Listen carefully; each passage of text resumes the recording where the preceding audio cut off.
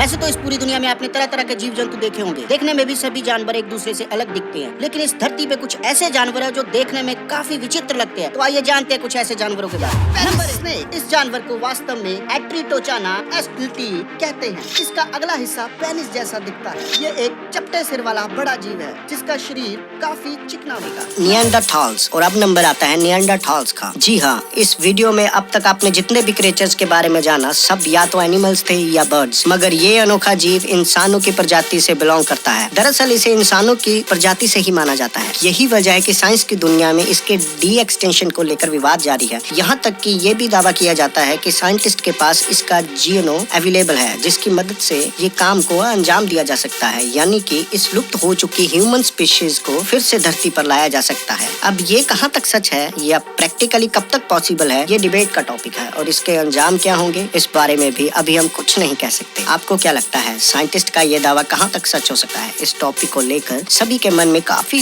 सारे सवाल है। तो अगर आपके मन में भी इसके बारे में कोई सवाल हो या आप हमें कोई राय देना चाहता हो तो हमें कमेंट बॉक्स में जरूर लिखें। लेप्टोसेफलस। शीशे के आकार का दिखने वाला ये क्रिएचर लेप्टोसेफलस नाम से जाना जाता है। ये एक ऐसा समुद्री क्रिएचर है जो खुद को छुपाने में सबसे अधिक माहिर होता है। जब ये अंडों से बाहर निकलते हैं तो इनका शरीर पूरी तरह से ट्रांसपेरेंट हो जाता है, जिसकी वजह से दूसरे समुद्री एनिमल्स इसे आसानी से देख नहीं पाते। इसी के कारण ये दूसरे समुद्री एनिमल्स के जानलेवा हमलों से खुद को आसानी से बचा लेता है और ये अंडों से निकलने के बाद 3 महीनों तक ऐसे ही इनविजिबल रूप में रहते हैं। और जब इन्हें ये एहसास हो जाता है कि अब अपनी हिफाजत खुद कर सकते हैं तो ये अपने असली रूप में आ जाते हैं। अपनी बॉडी को अपने हिसाब से बदलने का ये हुनर इन्हें नेचुरल रूप से मिलता है, जिसका बखूबी इस्तेमाल कर ये क्रिएचर काफी लंबे समय तक जीवित रहते हैं। विशाल स्लोथ। प्रेगुइका गिंगाटे या प्रेगुइका टोरिकोला एक जानवर था जिसकी लंबाई 6 मीटर तक मापी गई थी और इसका वजन लगभग 3 टन था। और इस बात का परिणाम है कि हेती और क्यूबा में लगभग 1500 ईसा पूर्व तक ये जानवर जीवित था। Sabre tooth tiger. गुजरे जमाने के जानवरों की लिस्ट में सेबर टूथ टाइगर का नाम भी शामिल है, जो दिखने में तो टाइगर जैसा लगता थे लेकिन वो टाइगर से भी विशाल और खतरनाक होते थे। इनका वजन 100 से 200 किलो तक होता था। वहीं अगर लंबाई की बात की जाए तो ये लगभग 13 फीट तक लंबे होते थे। इनकी पावरफुल बॉडी इस बात की गारंटी थी कि बड़े से बड़े जानवर को भी काबू में करने में महारत हासिल थी। ये कैमल जैसे जानवर को भी अपने बस में कर सकते थे। इतना ही नहीं, इनके पास टाइगर की तरह मजबूत दांत तो होते थे, लेकिन आज के टाइगर के मुकाबले इनके 2 दांत बाहर की ओर काफी ज्यादा निकले होते थे, जिनकी साइज लगभग 1 फीट तक होती थी और यही लुक इन्हें बेहद खतरनाक भी बनाता था। हालांकि लगभग 11,000 साल पहले ये धरती से विलुप्त हो चुके थे, लेकिन अब जाकर साइंटिस्ट को इनके फॉसिल्स और डीएनए मिले हैं, जिसे लेकर इनके रिक्रिएशन की खबरें आ रही है। हालांकि अभी तक इसके बारे में कोई पुख्ता जानकारी नहीं मिली है, लेकिन साइंटिस्ट के दिमाग में लीफ टेल्ड गेको। अब जरा इस लीफ टेल्ड गेको को भी देख लीजिए। इसके पास खुद को किसी भी नजर से छुपाने का बहुत गजब का हुनर है। ये किसी पेड़ पर इस कदर विराजमान होती है कि बड़े से बड़े एक्सपर्ट भी इसको पहचानने में धोखा खा जाता है। लोगों को ये तय कर पाना मुश्किल हो जाता है कि पेड़ पर लटका ये कोई सूखा पत्ता है या कोई क्रिएचर पेड़ पर आसन जमाए बैठा है। ये अजीब सी दिखने वाली लेजर्ड मेडागास्कर आइलैंड पर पाई जाती है। इतना ही नहीं, ये लेजर्ड के पास माहौल के हिसाब से अपनी बॉडी के रंग को बदलने की काबिलियत भी होती है। बात करें इसके खाने की तो ये छोटे मोटे कीड़े मकोड़ों को खाकर अपना गुजारा करते हैं। Woolly mammoth. लाखों साल पहले इस प्लेनेट पर पाए जाने वाले अजीबोगरीब जानवरों में से एक है वूली मैमथ, जो आकार में काफी विशाल हुआ करता था। ये आज से लगभग 10,000 साल पहले इस प्लेनेट से विलुप्त हो चुका है, इसलिए आज तो बस किस्से कहानियों में ही याद किया जा सकता है। लेकिन जरा सोचिए क्या होगा अगर ये जानवर फिर से इस धरती पर लौट आए। यूँ तो ये बेहद चौंकाने वाली बात है, लेकिन कहीं ना कहीं इस बात में थोड़ी बहुत तो सच्चाई है। दरअसल वैज्ञानिकों ने इस दिशा में काम भी शुरू कर दिया है। जी हाँ, वैज्ञानिकों को आर्टिक टोंड्रा में वूली मैमथ का फॉसिल्स हाथ लगा है। जी हाँ, वैज्ञानिकों ने आर्टिक टोंड्रा में वूली मैमथ का फॉसिल्स हाथ लगा है, जिसे प्रेजेंट में मौजूद एलिफेंट के साथ इसके डीएनए का यूज कर फिर से इसे धरती पर वापस लाने की तरकीब बनाई जा रही है। हाथी की मदद से जन्मे इस जानवर का नाम मैमूफेट रखा जाएगा। है ना बिल्कुल अमेजिंग। यानी अगर ऐसा होता है तो वाकई साइंस की दुनिया हमें फिर चौंका देगी। The great sea horse. दोस्तों, आमतौर पर समुद्र में जितने भी छोटे क्रिएचर्स होते हैं इनका सर्वाइवल काफी मुश्किल होता है। इसकी सबसे बड़ी वजह ये है कि कोई भी बड़ा समुद्री एनिमल इनको बड़ी ही आसानी से अपना शिकार बना सकता है। पिग्मी सी हॉर्स भी एक बहुत ही छोटा सा समुद्री क्रिएचर है जिसका आकार करीब 2 सेंटीमीटर तक होता है। लेकिन पिग्मी सी हॉर्स की सबसे बड़ी खासियत होती है कि ये जरूरत के हिसाब से अपना कलर चेंज कर लेता है, जिससे इंसान तो दूर कोई जानवर भी इनको आसानी से नहीं देख पाता। पिग्मी सी हॉर्स आमतौर पर जापान, इंडोनेशिया और नॉर्थ ऑस्ट्रेलिया में पाया जाता है। द मोआ। ऐसा नहीं है कि इस दौरान सिर्फ अनोखे और विशाल एनिमल्स ही पाए जाते हैं, बल्कि कई ऐसी बर्ड्स के भी सबूत मिले हैं जो आज की दुनिया के बर्ड से कई ज्यादा बड़े और अनोखे होते थे, जो कि क्लाइमेट चेंज और कई कारणों से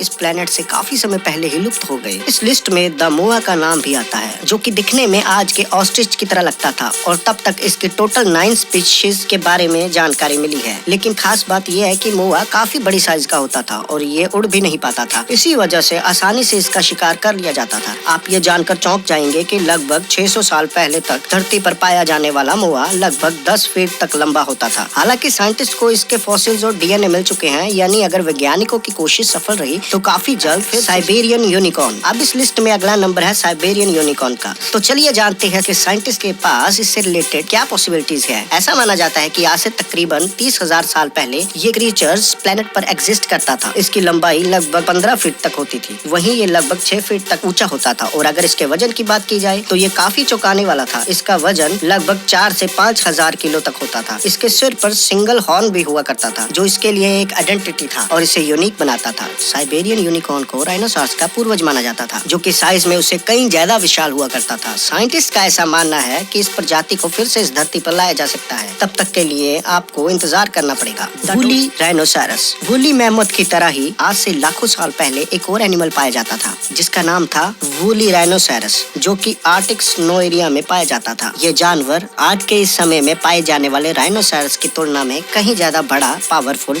और डेंजरस हुआ करता था। खैर, आज के वक्त में ये सिर्फ डिबेट का टॉपिक रह गया है, लेकिन आज के टाइम पर साइंस ने इतनी तरक्की कर ली है कि लगभग इम्पॉसिबल काम को भी पॉसिबल किया जा सकता है। जी हाँ, खबर है कि साइंटिस्ट इस प्रजाति को भी फिर से धरती पर वापस लाने की कोशिश में लगे हैं। अब इसका क्या रिजल्ट आएगा, इसके लिए तो हम सभी को इंतजार करना पड़ेगा। उम्मीद है कि आपको ये वीडियो पसंद आई होगी। अगर ये वीडियो अच्छी लगी हो तो इसे ज्यादा से ज्यादा लाइक और शेयर करें, और अगर आपने हमारे चैनल को सब्सक्राइब नहीं किया तो इसे जरूर सब्सक्राइब करें और बेल आइकन जरूर दबाएं।